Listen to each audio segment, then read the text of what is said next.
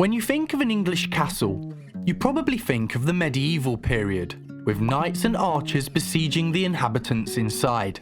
However, although the history of Chester Castle spans the past 900 years, it is as rich in history in the last 150 years as it was during those earlier periods. To show just how rich the castle's more recent history is, I was invited to the Chester Castle in the Great War event as a volunteer for English Heritage. Along with a group of reenactors representing the Cheshire Regiment and a field kitchen, the event also featured a representation of a German soldier and wartime civilians, all assembled together to display a snippet of the First World War to the public.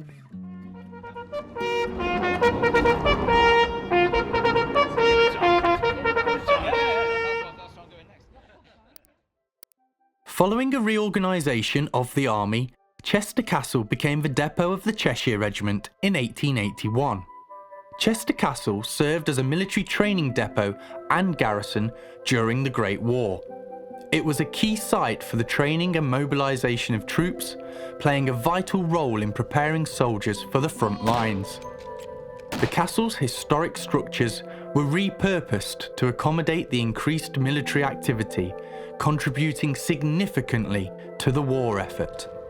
Over 80,000 men passed through and enlisted in the army at Chester Castle during the Great War. It was a significant hub for recruitment and training, reflecting its importance in the British war effort. The first piece of the kit we are looking at today is webbing equipment.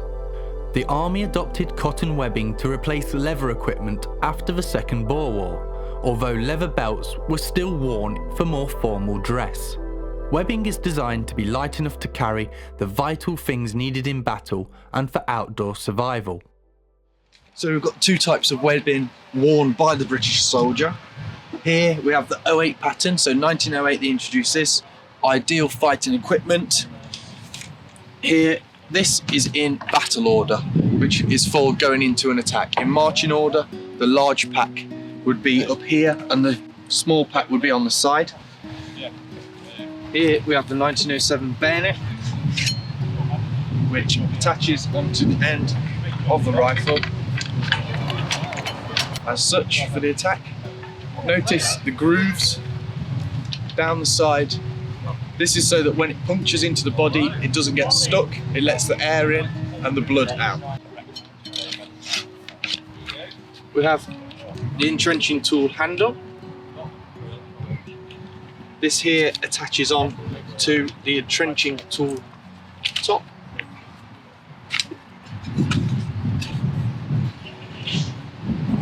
We have the soldier's water bottle.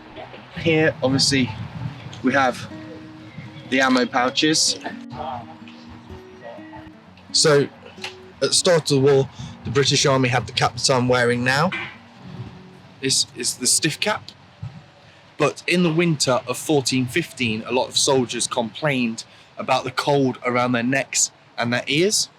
So they introduced what is known as the gore blimey because of how hideously ugly it is. However, because of the strap, they were able to keep the ears and the chin warm. Then we went to the Brodie helmet. Not designed to stop a bullet as some people think, designed to deflect shrapnel.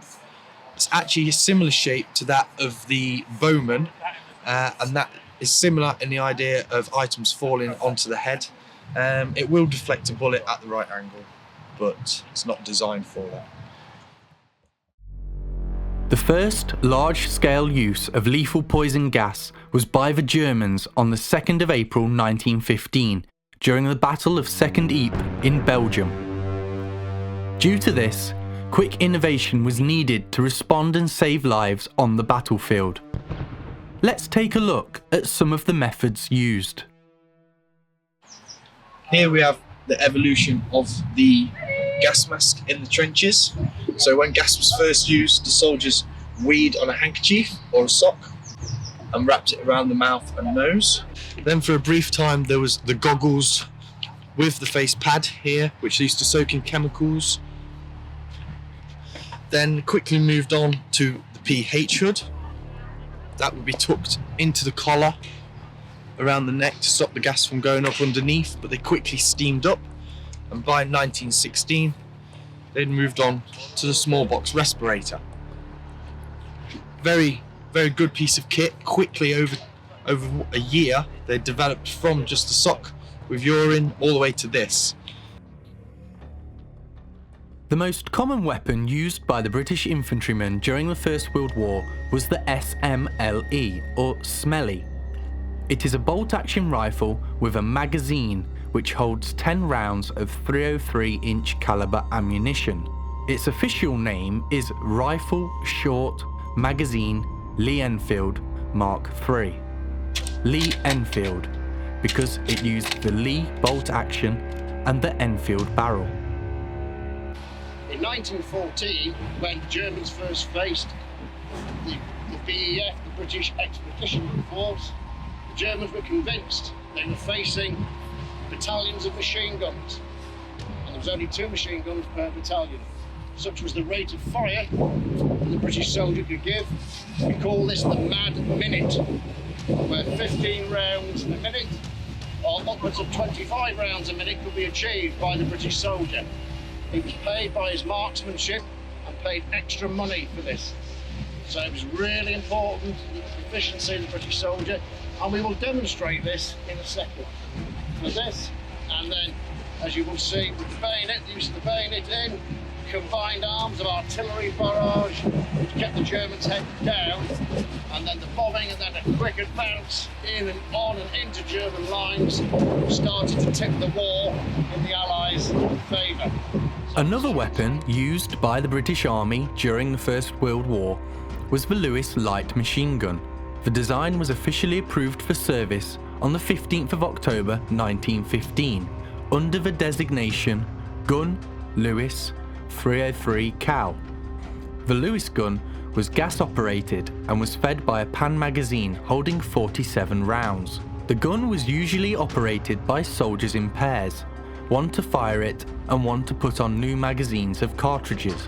A full magazine weighed 2 kilograms. Sometimes there would be 2 extra men present whose job it was to keep refilling the magazines. A good team could fire 500 rounds a minute. All manufacture during the war was carried out by BSA in England and the Savage Arms Company in the US, and by 1916 approximately 50,000 were produced in Birmingham. Food played a crucial role in World War I, both in maintaining the morale and strength of soldiers.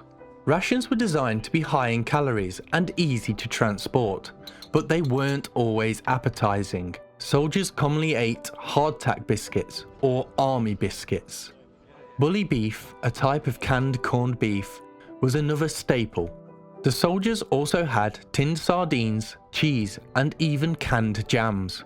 Trench warfare made hot meals a rare luxury. Field kitchens, when accessible, provided stews and soups. These were made from whatever ingredients were available, often resulting in a thin, watery dish. Despite these challenges, soldiers adapted and found ways to make their meals more palatable. Trading rations, using makeshift stoves, and receiving occasional food parcels from home helped to improve their diet. The importance of food cannot be overstated. It was not just fuel for the body, but a crucial element in sustaining the fighting spirit and resilience of the troops. Chester was the centre of the huge expansion that the Cheshire Regiment experienced following Kitchener's call for 100,000 volunteers in late summer and September 1914. In total, enlistment in the regiment reached up to 38,000 men, contributing greatly to the 500,000 men that volunteered across Britain. The castle also acted as a hospital stage point and convalescence for the wounded, meaning its impact was felt by men from a range of British regiments.